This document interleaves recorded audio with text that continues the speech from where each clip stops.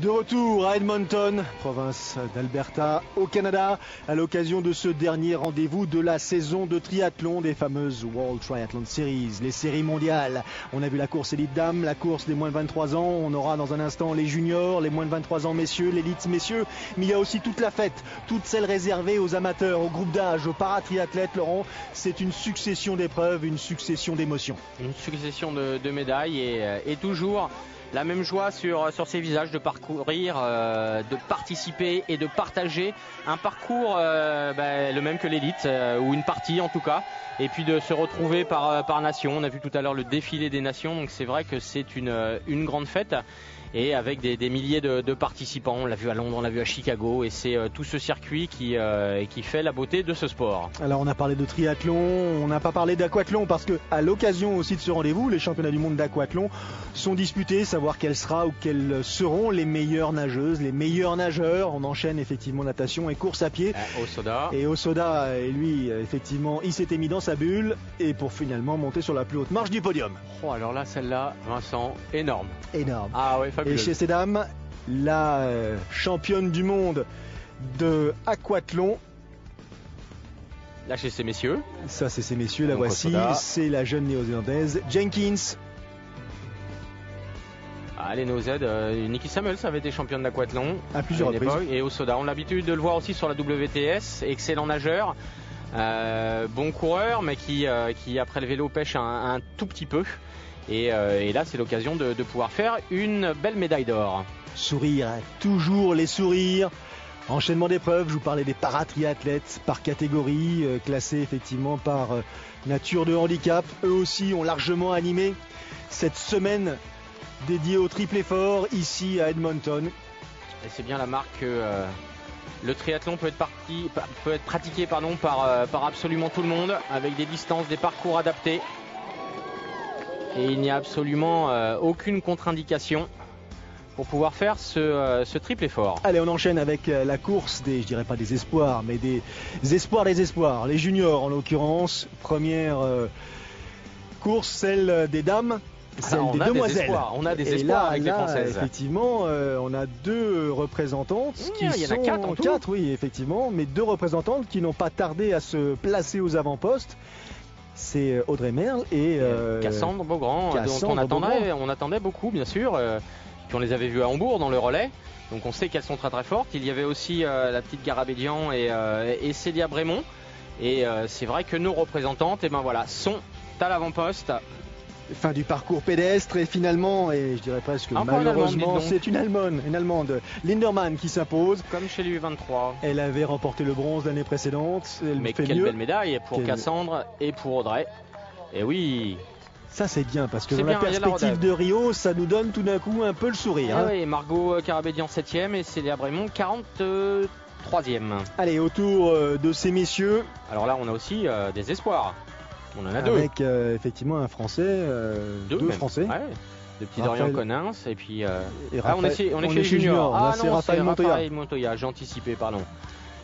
Et justement, on va la voir en gros plan, Raphaël Montoya, le voici avec le dossard numéro 5. Il n'est pas le seul, il y a le petit Jacquelin, il y a Hubert Munzburger et puis Léo Bergère. Ils étaient 4 et regardez, ils sont tous là dans le groupe de tête. Montoya, champion d'Europe cette année. Il est costaud.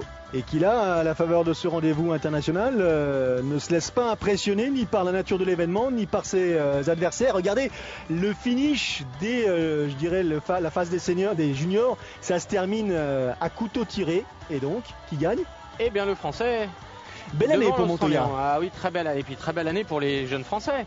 Puisque, outre Raphaël qui termine premier, Lucas Jacquelin est 10ème. 16e place pour Hubert Munzberger. Et puis 36e place pour Léo Bergère. Ce qui est quand même un tir groupé assez intéressant et qui laisse présager des jours sympatoches. Allez, direction le 3e âge, ou presque. L'élite de ces messieurs. Ça, je vais leur répéter. Avec les frères Brownlee, Gomez, Murray, Mola, ils sont tous présents. Je crois qu'il y avait 69 inscrits au départ de cette course. Et il y a du monde. C'est effectivement une course populaire. Deux Français populaires, oui, on va dire ça comme ça. Vincent Louis et Aurélien Raphaël. Alors, Et vous vous souvenez à Stockholm? ça c'était la victoire effectivement de Jonathan Brandley à Stockholm. Mais Gomez, il nous dit qu'il y a très longtemps qu'il n'a pas vécu une saison aussi riche, aussi satisfaisante. Alors bien sûr, il faut finir le boulot, il faut aller le chercher, ce quatrième titre mondial. Il faut ici impérativement pour s'imposer qu'il termine au sein du top 5. Alors, à partir du moment où Jonathan Brandley gagne. Il monte sur la première tâche. C'est pour ça que Jonathan Brandley insiste sur le caractère difficile de sa mission ici. Il n'a pas 36 possibilités. Et oui, mais si on prend ce qui s'est passé à Stockholm, il est parti avec le frérot et Gomez a fini, pas fini. Eh ben le frérot, il va jouer le rôle en l'occurrence de coéquipier. Ça va être beau ça. Alors ça, vous n'y croyez pas. J'aimerais bien voir ça, tiens. Vous les avez toujours pris pour des menteurs. Non, c'est pas ça. Ils sont taquins. Et Rashard Murray, lui, ça va être d'autant plus compliqué que les deux Brandley sont là et que Javier Gomez et Mario Mola, les Espagnols, sont là également. Ça va nous proposer un match en quelque sorte Grande-Bretagne-Espagne. Oui, ça peut être effectivement un match Grande-Bretagne-Espagne en termes de complicité, en termes de course d'équipe, et puis quand même des problématiques différentes. Gomez, à l'instar de Jorgensen chez les filles, est là pour assurer son titre. Il a en tête les scénarios possibles. Si Jonathan Brandley gagne, il doit ne pas être au-delà de la 5e place. Il doit être même dans les 4 premiers, enfin 2, 3, 4. Donc lui, qu'est-ce qui va l'intéresser? Un marquage à la culotte de Jonathan Brandley. Mola peut l'inquiéter, mais bon, c'est pareil, il faudra qu'il finisse très très loin. Donc voilà, et lui, il a du coin de l'œil, pas forcément la gagne absolue de cette étape, mais qu'est-ce que va faire Jonathan Brandley avec le petit coup de semonce de la semaine dernière à Stockholm où les deux frérots sont partis tout seuls. Enfin, tout seuls, ils étaient deux, évidemment, puisqu'ils sont frères. Et donc pour Gomez, ça n'est pas pareil. Brandley, le grand, Alistair, lui, il sait qu'il faut un miracle pour qu'il gagne en plus, il a une course de moins. Donc ça va être très compliqué. Donc lui, il va jouer la carte du frérot, peut-être, mais en tout cas sa carte personnelle pour faire voir qu'il est de retour. Est-ce qu'il est ressorti de l'eau là, celui qu'on a pris 12 sur la tête? J'ai pas l'impression. Bon, c'était chaud les marrons, c'est ça que vous voulez dire? Allez, sortie de l'eau. C'est pas la sortie définitive, c'est la fin du premier tour. 2 tours effectués pour couvrir les 1500 mètres de natation et devinez qui sort. Bah oui, notre ami Richard Varga, showman sud-africain. Alistair Brandley en 3e position, Polianski normal. Mais attendez, il y a ils sont où les Aurélien, autres? voilà. Ouais, Vincent Louis, il doit pas être très très loin, mais il y a déjà 10 secondes. Javier Gomez, pas de Javier Gomez. Et j'ai pas vu Jonathan. Polianski à 13 secondes, c'est plutôt rare. Et transition, enfin, Osodak, le revoilà, vous voyez. Et Riederer, oh là là, si Riederer est devant Jonathan Brandley, devant Gomez, et oui, 15 secondes. Ça veut dire que la bataille a été rude. C'est la fin de la première boucle, hein. Il en reste encore une deuxième. Et Jonathan Brandley à 18 secondes. Oh là, au bout d'un tour, la course n'a plus du tout la même physionomie. Magnifique, les conditions mises en place pour accueillir cette discipline. Un réel investissement réalisé par Edmonton pour satisfaire tous ses compétiteurs. Ah, ils ont un site quand même qui se prête à ça. Hein. Alors je sais pas, on est peut-être vieux Vincent, mais c'est vrai que le triathlon dans ces conditions-là, c'est enthousiasmant. Il manque un bonnet là sur Alistair Brandley, il me semble. Oui, c'est bien lui qui est en 3e position. Et je pense qu'il n'a plus de lunettes non plus. Oui. Mais il a l'habitude, on l'avait déjà vu dans ces conditions, ce qui n'empêchait pas de s'imposer. Alors est-ce que ça lui portera chance? Vincent, là, oui. Au-delà de la 6e place. Donc ça a nagé très très vite. Alors est-ce que Varga va à son habitude jouer le rôle de poisson pilote à vélo pour Brandley ou pas? Non, il a plus ses lunettes. Alors 17,06, ils ont nagé rapidement quand même. 17,06, Schumann, Brandley, il est là aussi. Alexandre Fabian qui roule. Igor Polianski, c'est le petit. Aurélien, il est là, va falloir faire une belle transition pour recoller tout de suite. Alors Gomez, il est où le Gomez? Là, il passe devant vous, c'est celui, la caractéristique. Secondes, hein. Oui. Allez, transition. Et là, il fait un point à regarder. Il a regardé pour savoir où était son frérot. Il a vu qu'il n'était pas là. Attention, pas de pénalité, pas utile de commettre la moindre erreur. Ça paye cash là. Transition difficile malgré tout. Et des écarts. Hein. C'est marrant cette natation en combinaison et en lac qui nous fait des écarts comme ça. Comme quoi, c'est encore possible.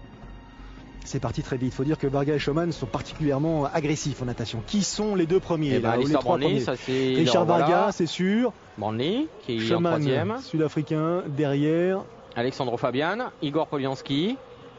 Où c'est parti vite. Hein. Là aussi, pour le parcours cycliste, je vous rappelle, 2 boucles de 11 km, 4 boucles plus courtes pour combler ces 40 km au total prévus. Et là, on va voir, Vincent, si ce que vous supputiez sur la course des Britanniques et des deux frères va se révéler. Parce que si Alistair roule, c'est qu'il n'attend pas le frérot. Hein. C'est sûr. C'est sûr. Il essaie tout simplement, encore une fois, de gagner une victoire ici à Edmonton en guise de conclusion. Mais là, dans cette configuration-là, c'est tout confort pour lui. Il n'y a personne. Là, il n'y a personne qui puisse l'inquiéter, même à vélo et surtout pas à pied. Mais il peut avoir des supports malgré tout qui roulent, hein, parce qu'un Varga, un Fabian ont tout intérêt à rouler. C'est des excellents rouleurs. Ils savent qu'à pied ils sont un petit peu moins costauds. Par contre, derrière, ça a l'air de réagir assez vite malgré tout. Ils ont beau faire une double bordure, montante et descendante. Gomez est là. Alors, Gomez, il est où? Gomez devant, là, devant, troisième position, deuxième position. Et j'ai vu un autre Espagnol qui devait être Godoy. Alors, Jonathan Brandley. où ça tchatche là? Gomez qui lui dit quoi? Tu te bouges pas? Qu'est-ce que tu veux? Gagner? Tu veux le titre mondial? Alors, faut aller le chercher peut-être. Oui, mais s'il va le chercher, ça veut dire qu'il le ramène dans sa roue.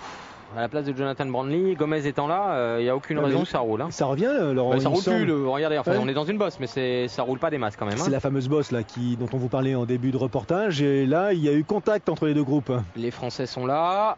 Est-ce que Mario Mola est là? En tout cas, il y en a un visiblement qui n'est pas là, c'est Richard Murray. Hein. Murray et Mola sont absents de ce groupe, de ce large groupe. C'est sorti en combien? C'est sorti en 17-6. Alors, et Mola, Murray, oulala 18-30. Ouf. Ah oui, une 30, une 25. Il n'était pas prêt, il est parti après les autres. Et Mola, 17-50, c'est ça Vincent, vous avez un 17-50 aussi? 17-50. Donc lui peut peut-être revenir.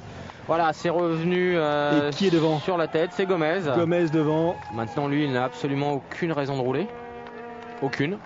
Il doit juste contrôler pour éviter que une sortie de Brandley Junior soit accompagnée par Brandley Senior et que ça parte devant comme à Stockholm. Lui, c'est ça sa problématique. Si ça pose comme ça, il a quasiment assuré son titre. Regardez le parc à vélo, magnifique. Dessin en l'occurrence et nouveau relais. Ça c'est le groupe, non, c'est le groupe de poursuivants et c'est Mario Mola qui est en tête apparemment.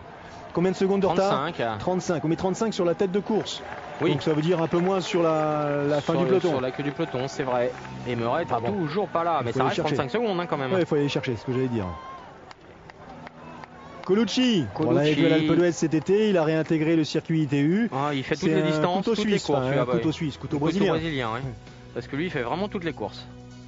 Qu'est-ce que c'est que ça? Les U23. Les moins de 23 ans. J'avais anticipé. Donc les deux Français dont je vous parlais tout à l'heure, c'est Dorian Coninx, évidemment, et Simon Vien. Et là, Dorian Coninx, il est champion du monde junior l'an passé. Il est passé dans la catégorie supérieure. Et il aurait bien l'intention de faire le doublé. D'autant plus que, souvenez-vous, il est venu courir à Hambourg, il a fait une très belle 7ème place. Et en plus, il était dans le relais qui est vice-champion du monde en relais, effectivement. Donc il est en forme. Grand gabarit, puissant, qui a nettement progressé, gagné en assurance sans doute. Son titre mondial chez les juniors, il est vraisemblablement pour quelque chose. Et le voici, regardez Dorian, il est en tête de la compétition. Et derrière ça souffre, ça souffle et ça souffle. Et il prend la course à son compte, à sa charge, voilà, je vais tout remettre dans l'ordre pour que ça marche. Oula, il a fait l'écart, Dorian Coninx, il se dirige vraisemblablement vers un nouveau titre mondial, c'est acquis. C'est beau, c'est acquis, c'est à lui. Et vous savez qui avait fait une performance pareille, champion du monde junior et moins de 23 d'une année sur l'autre? Alistair Brandley. C'est pas faux, et puis Vincent Louis Aurélien Raphaël avait fait des vice-champions d'Europe, champion du monde, et vice-champion d'Europe, champion du monde. Et c'est vrai que c'est d'autant plus qu'en allant titiller les grands WTS, il fait une 7ème place à Hambourg, donc c'est déjà significatif. Et 4ème place pour Simon, qui lui aussi fait une belle course. Et bien Vincent, entre les juniors hommes et femmes, les U23 hommes et femmes, Franck Bignet, j'allais dire Stéphane, parce que j'étais en train de penser à la 10ème place de Stéphane Poula ici il y a 13 ans. Franck Bignet, le DTN, a mis en place une politique, une stratégie qui fonctionne. Et il est en train de nous faire nous préparer une belle relève. Vous dites ça parce que c'est votre ami. Je connais bien. Allez, soyons sérieux. Revenons sur la course élite. En même temps, les résultats sont là. Hein. D'accord. Allez Aurélien, il est là aussi. Comment ça se passe devant? On a vu qu'il y avait un Jonathan Brandley, on a vu un Aurélien Raphaël s'animer un tout petit peu, un Gomez en 5ème place, bien au chaud, qui attend que ça se décante un tout petit peu. J'aime bien cette chicane là, ce gauche-droite là, il est sympathique. Ça se rapproche derrière. Il y avait 35 secondes sur le groupe Mola. On a vu Pereira, le Portugais, qui 15 secondes, enchaîner aussi. Ils ont rattrapé 20 secondes dans ce tour. Et donc ils sont en train de revenir. Oh, ça bouge devant, ça bouge. Colucci, Alistair Brandley, pas tout à fait le même profil, pas non plus la même expérience. Mais en tout cas, Colucci et Brandley ont un point commun, c'est deux gros rouleurs. Oui, Colucci, on le sait, et vous avez l'habitude de le voir aussi sur les longues distances. C'est le Brésilien, quand il est en forme, il a un bon coup de chausson. Et là, Alistair Brandley, est-ce qu'il joue la carte du Jonathan? Vous diriez ça encore, Vincent, là? Non, je pense que là, il joue sa carte. Il joue sa carte et Colucci va essayer de jouer la sienne justement en restant dans l'aspiration d'Alistair Brownlee. Les autres sont quand même trop loin. Colucci a la possibilité de rester vraiment en contact d'Alistair Brownlee sur le vélo. Il a même la possibilité de l'aider. À pied, ça va être compliqué quand même. Hein. Il a quand même la possibilité de bien l'aider aussi sur le vélo. Il a tout intérêt d'ailleurs à l'aider parce que s'il veut se rapprocher du podium, il faut vraiment qu'il enregistre un écart substantiel avec les cadors qu'on connaît derrière et qui sont pas très éloignés. Oui, c'est intéressant. Et là, toute la problématique, regardez, le groupe Mola est en train de rentrer, donc il va y avoir un gros groupe. Donc ça va être tout bénef pour les échappés, puisque comme d'habitude, quand le groupe A, il y en a un troisième intercalé. Hein. Quand le groupe de chasse rentre sur... le deuxième groupe va rentrer sur le premier gros groupe. Ça va sans doute temporiser un petit peu. Il va falloir faire Mola, il va falloir qu'il regarde et qu'il vérifie qui est dans ce groupe. Alistair n'y est plus. Maintenant, la problématique de ce groupe, qui va rouler pour aller chercher Alistair? On sait que s'il s'échappe, de toute façon, il a gagné la course. Il a des grosses jambes là quand même. De toute façon, maintenant on va voir, ça va être intéressant en roulant, quel temps il est capable de faire à pied derrière. Mais qui a intérêt à aller chasser? Le laisser partir? Grosse jambe de la part de Colucci là, qui en remet une petite couche, là, bien campé sur son prolongateur. Et c'est qui ce larron? Un Norvégien. D'où sort-il ce Norvégien? Qui es-tu mon ami? Qu'est-ce que c'est que ça hein? Il s'appelle comment? Je vais vous le trouver, je l'ai vu tout à l'heure dans la... Blumenfeld. Voilà, Blumenfeld. Christian, Norvégien de son état. Alors, visiblement aussi à l'aise sur deux roues. Oui, et vu son gabarit... puissant le gars. Puissant et probablement moins à l'aise à pied. Colucci essaye à la faveur de retour du Norvégien de prendre un léger avantage. Brownlee se dit je vais profiter de la corpulence de mon partenaire du moment pour m'abriter. Oui, puis c'est malin, comme il revenait de derrière, qu'il allait un petit peu plus vite, il a profité de l'élan pour que le Norvégien rentre sur le Brésilien. Et là, ils sont trois qui vont collaborer, puisque Blumenfeld n'est pas rentré pour regarder et lire le journal. Donc il va falloir voir l'écart, ça va être intéressant. Elle est immense cette aire de transition et lui, Brownlee, c'est ce que j'allais dire, et il est à l'opposé quoi. Il est à l'opposé, mais là il tente de se dire, tactiquement, finaux. On peut même le féliciter puisque tactiquement c'est vraiment une course d'une intelligence remarquable. Oula, il accélère dès les premières, je dirais, foulées. 1,18. C'est énorme. 1,18. Ariolos, je vais pas y arriver. Le Portugais 4e position et derrière la meute. Et oui. La meute avec des Britanniques à gauche, des Espagnols à droite. Il y en a partout, des Français au milieu. Il est là, Vincent Louis, on l'a aperçu. Il vient de passer devant vous à l'instant. Ça voilà. C'est Jonathan Brownlee. Donc pour aller chercher le titre, ça se complique pour Jonathan Brownlee. Ça c'est effectivement Javier Gomez. Gomez qui a pris l'avantage dès la fin ou du moins la sortie de l'aire de transition. Avantage sur Brownlee, il sait qu'il ne va pas revenir sur Alistair. Donc là, il joue encore le marquage à la culotte, voir comment est Jonathan. Et puis voir ce qui se passe. Mais en tout cas, je reviens dessus. Tactiquement, le Britannique Alistair Brownlee a été remarquable et d'une intelligence remarquable. Parce qu'il a mis tout le monde derrière dans l'expectative. Qu'est-ce que je dois faire? Est-ce que j'y vais pas? Et c'est Colucci, c'est Blumenfeld, des athlètes sans vouloir être péjoratif avec eux, être méchant avec eux, qui ne jouent pas le classement final, qui eux jouent leur carte personnelle sur cette course. Et oui. Donc c'était très très bien vu et très bien joué. Alors Jonathan Brownlee devant vous en noir, Gomez dans sa foulée, Pereira les Portugais derrière, Vincent Louis on l'a remarqué. Un Espagnol sur la droite. Il s'accroche, notre Vincent Louis qui avait fait le pari en début de saison d'intégrer le top 5. Mais il va pas en être très très loin. Et Mola est là, regardez. Mola la visière sur la tête, il revient un grand coup d'épaule sur justement ses compatriotes. Murray a disparu des écrans radars. On l'a même pas vu, Murray. Est-ce qu'il a réintégré le groupe de Mola? Ça n'est pas sûr du tout. Il a pris l'option barbecue, je crois. Ah oui. Ça y est, c'est parti. Gomez, Brownlee et sans doute Mario Mola. Oui, c'est bien la visière de Mario Mola qu'on aperçoit derrière les lunettes de Javier Gomez. Là-bas, c'est Sexton. Là, vous avez le classement actuel du championnat du monde, c'est-à-dire Gomez premier, Brownlee deuxième, Mola troisième. Est-ce que ça va rester comme ça à l'issue de cette dernière étape? Et pas entre sûr, Mola et Jonathan Brownlee, il y a combien? Une soixantaine de points. Rien du tout. Quasiment rien. Ouais. Donc, si Mola finit devant Brownlee, eh bien il lui chipe la deuxième place, parce que là pour l'instant ça c'est d'une course différente. Alistair s'envole vers la victoire, c'est une certitude. Maintenant Gomez marque Jonathan Brownlee à la culotte et Mola c'est qu'il doit terminer derrière devant Brownlee pour lui chipper sa place. Donc c'est une fin de course et une fin de championnat qui est tout à fait enthousiasmante. Et regardez Brownlee, Alister, il n'a pas du tout l'intention de se limiter. Au contraire, il continue à poursuivre son effort. Colucci, ça va être compliqué pour le podium. Blumenfeld a été absorbé. Mais il 18, il peut faire une place intéressante. Hein. Derrière, regardez le trio espagnol. Et au milieu, c'est Jonathan Brownlee. Un sandwich au Jonathan Brownlee. J'ai l'impression qu'il a plus de difficultés. Le Britannique, là, les Espagnols ont l'air quand même plus à leur aise. Hein. Et ce qu'ils en ont discuté avant la course, se retrouver dans cette situation était une possibilité, une probabilité. Gomez n'a absolument pas besoin de mener le train. Il doit laisser Brownlee faire, puisqu'il le marque à la culotte. Et Mola doit juste terminer devant Brownlee. Donc les deux Espagnols prennent la foulée de l'Anglais, qui lui, c'est simple, il doit battre Mola au sprint. Il laisse faire le travail pour éventuellement terminer devant lui et faire un doublé. Doublé espagnol, on n'en a pas vu encore. Hein. Doublé anglais, ça c'est déjà vu. Un doblo. Jonathan Brownlee, on l'a aperçu tout à l'heure. Ça, c'est Alister, c'est le frérot, c'est le champion olympique. Autant dire, c'est le taulier, même si Gomez, de plus en plus, apparaît comme tel sur le plan international avec ses victoires à répétition. Ouais. Hein. Parce que, encore une fois, Alister va avoir une course de moins. Il a fait une incursion sur la course à pied en essayant de se qualifier pour les Jeux du Commonwealth sur 10 000. Ce qui ne lui a pas réussi. Et par contre, dès qu'il a réembrayé sur l'entraînement triathlon, il a fait voir qu'il était là quand même. Hein. Et là, en plus, si on le laisse partir en vélo.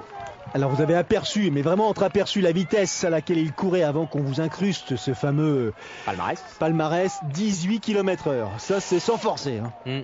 18 km/h pour Alister Brownlee qui va en terminer. J'ai des doutes. Alors, il a déjà relâché. Il est en train de savourer sa victoire. Hein. Parce que 18 km/h, c'est 33,20, c'est le temps de Gwen Jorgensen tout à l'heure. Hein. Donc, ça voulait dire qu'il va plus vite. Oui, bien sûr. Bien sûr, on va voir son temps final, mais il est au-delà des 19 km/h, bien sûr. Lui qui est capable de courir 17 km/h, mais ça monte là alors. Oui, c'est parce qu'il y a une bosse ou alors qu'il y a un 14, énorme vent de face. Oui. Alors le GPS. Attention Laurent, attention, ça bouge derrière, voilà, ça accélère et le caméraman, lui, il a pris le courant d'air. Il en a perdu la tête.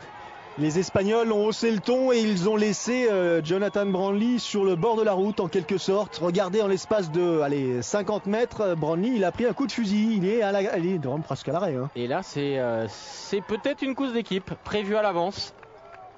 Voilà, Osoda, regardez, c'est sa médaille d'or de l'aquathlon qui doit peser un petit peu, qu'il ralentit là. En tout cas pour lui c'est tranquille. Toujours c'est vrai qu'il n'est pas à fond. C'est une certitude bien sûr, mais avec une 18 vu ses qualités à pied, comment le serait-il? Alors il s'accroche ou pas Jonathan Brownlee? Je pense qu'il est au taquet, il peut pas faire plus là. Non, il est dans le dur. Et regardez, Gomez a repris le relais. Donc lui il a intérêt à lâcher Brownlee. Enfin il sait qu'il est là, donc lui son titre est dans la poche. Et il emmène son copain Mola pour aller chercher la deuxième place du général. Ben oui, parce que du coup, c'est calculé, c'est tactique tout ça. Il y aura deux Espagnols dans cette configuration, deux Espagnols aux deux premières places du classement général. Mola sera donc vice-champion du monde et selon toute vraisemblance, Javier Gomez glanera son 4e titre mondial. Alors pourquoi je dis que c'est une course d'équipe? Parce que là c'est à Mola de faire le travail pour lâcher Brownlee. On est bien d'accord, puisque c'est lui qui va aller, sa place à Gomez elle est acquise, c'est lui qui va aller chercher la deuxième place. Et maintenant Gomez l'aide, donc c'est une vraie course d'équipe. Lui il aura fait un 10 bornes, probablement l'un des plus lents de sa carrière, mais l'un des plus confortables et il aura pu apprécier le paysage. Alors il doit l'apprécier aussi le paysage, Javier Gomez, là il doit se dire que c'est bon, cette saison est encore une belle saison. Et Mola. Mais Mola aussi d'ailleurs, oui. parce que lui il vise champion du monde. Mais à un moment donné, il va bien falloir que les deux Lascar, qui sont effectivement amis, compatriotes, qui sont très proches, qui se préparent peut-être de manière commune, il va falloir que Mola coupe le cordon. Vous voulez dire comme Jonathan l'a coupé avec Alister? Et sinon il pourra pas aller beaucoup plus loin. S'il faut attendre 2020 pour performer, parce que je pense que Gomez est encore là pour quelques temps. Ah oui, tout à fait. Et Alister, regardez, qui profite de cette ligne droite. Il aura joué un joli coup. Il est fort et en plus tactiquement il a été impeccable. Il a quand même un temps de 30-57 à pied. Bah oui, 19 à l'heure c'est 31-30 hein, donc il était globalement à presque 19,5. Et regardez Mola, regardez Gomez ne fait pas le sprint. Et Brownlee sur la gauche, lui il est cuit là. Alors est-ce qu'il est il fait chaud. Il fait chaud ou est-ce qu'il a un petit coup de moins bien? En tout cas Mola il est heureux. Oui. Et doublement heureux. Hein. Heureux pour sa performance et heureux pour la performance de son pote, de son maître, de son repère. de son mentor. C'est le mot que vous cherchiez. Ah, Vous et- parliez de l'accent néo-zélandais, Ouais. mais celui-là il est pas mal aussi. Hein. De toute façon, c'était le boulot. Hein. Et la mission était simple, il fallait essayer de mettre Javier le plus loin possible. Alors, si possible, avec Alistair et Jonathan, enfin, c'est-à-dire ensemble. Bon, il a bien vu que ça coinçait pour ce qui concernait son frère dès le départ. Mario Mola est toujours immensément satisfait. Oui, c'est bien. C'est un gars sympa. C'est très très bien. Il est content de sa deuxième place, il est content du titre Ça mondial. ne pouvait pas se passer mieux.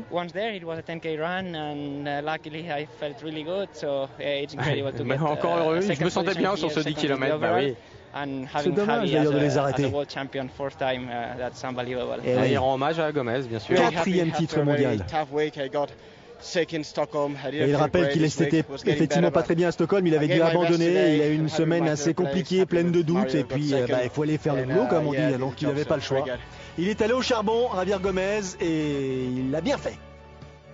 Et nos Français, Allons-y. Vincent Louis 11e et Aurélien 42e. Et donc du coup au classement général, Eh ben, Vincent Louis, Vincent, il est 6e mondial. Eh Chapeau. bien, il a quasiment atteint, il avait dit 5e. Ouais, bon, enfin, bon, Voilà, allez, il a atteint la son marge d'erreur est objectif. faible. Bravo Vincent. Très belle saison, c'était vraiment un plaisir de commenter cette saison en votre compagnie. Laurent, c'est loin d'être terminé, on aura l'occasion d'avoir d'autres occasions de revivre les moments phares de cette année, comme on vous le propose régulièrement sur l'antenne de Sport Plus. D'autres rendez-vous bien sûr, le Grand Prix FF3 et puis les triathlons longue distance. A très vite sur l'antenne de Sport Plus, merci. Bye bye.